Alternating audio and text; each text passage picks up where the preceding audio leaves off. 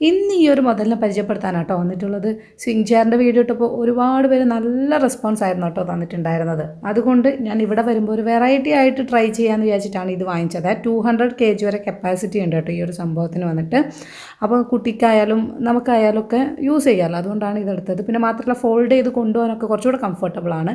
മുൻപത്തെ swing chair നമുക്ക് അങ്ങനെ കൊണ്ടുവരാനൊക്കെ കുറച്ച് ബുദ്ധിമുട്ടായിരുന്നു, അതുകൊണ്ടാണ് ഈ ഒരു ടൈപ്പ് വാങ്ങിച്ചത്.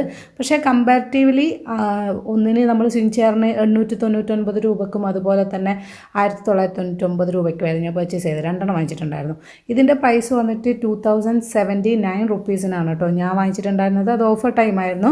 ഇതിൻ്റെ കളർ മാറുന്നതിനനുസരിച്ചിട്ട് പ്രൈസിൽ നല്ല വേരിയേഷൻ ഉണ്ട് കേട്ടോ.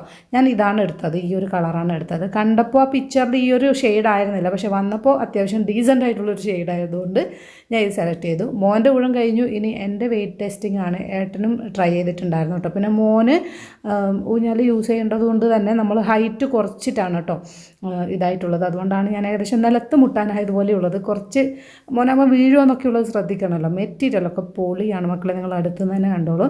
നമുക്ക് നടുവിനും കഴുത്തിനൊക്കെ നല്ല സപ്പോർട്ടാണ്. നമുക്ക് ഇതിൽ കിടന്ന് ഉറങ്ങാനും പറ്റും. അപ്പോൾ ലിങ്ക് വേണമെങ്കിൽ ഫോളോ ചെയ്ത് ലിങ്ക് ഒന്ന് കമൻറ്റ് ചെയ്യാൻ മറക്കല്ലേ.